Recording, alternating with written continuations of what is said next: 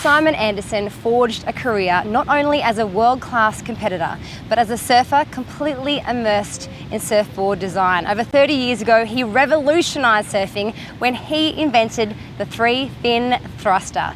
Now, Surfing Australia was absolutely privileged to go one-on-one, sit down and have a chat with Simon as he shared the story of how the thruster was born.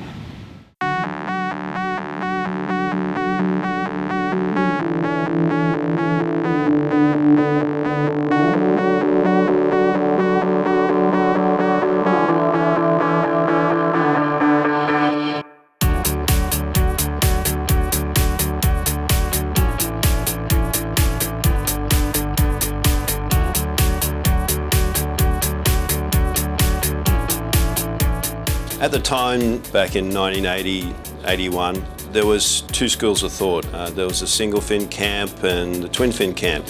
And pretty much everyone was in the single fin camp. You know, really pro surfing didn't really know where it was going. Just knew it needed to evolve in some way, shape or form. So we ended up at a lot of new countries like Japan, England, Brazil, Europe. And we're finding that pretty much the waves were generally small.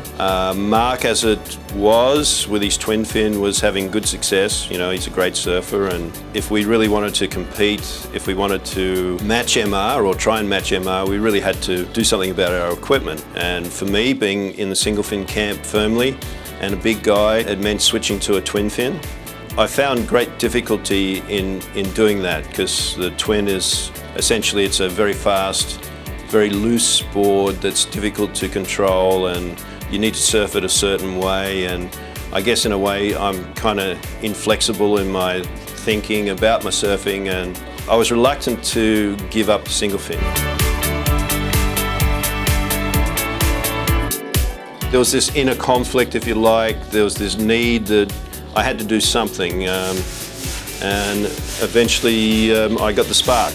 In October 1980, I was back in Sydney, surfing Narrabeen where I live, and a mate of mine who works in the surfboard industry, Frank Williams, he came out of the surf and he had a twin fin with him.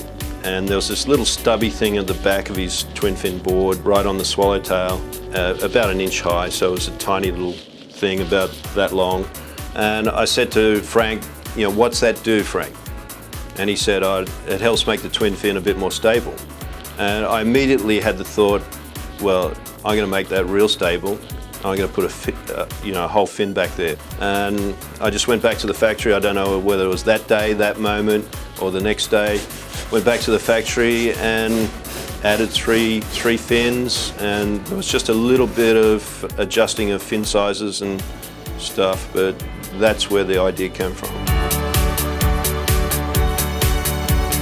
The thing about surfboard design and surfers, you know, guys like Kelly, for example, maybe Dane Reynolds, you know, surfers are never satisfied with the status quo, and they want improvement. You know, they've got imaginations. They want to surf in a different way from the group that before them. The more we develop boards and the more sophisticated they become, the more we're able to go back over pre-existing designs and add those elements and bring that alive.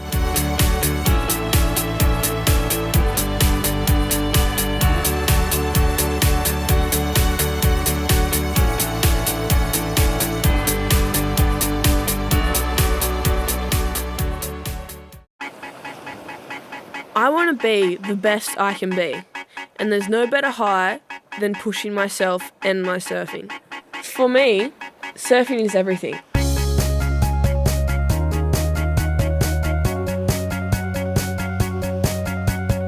I can't imagine not having surfing with me for the rest of my life.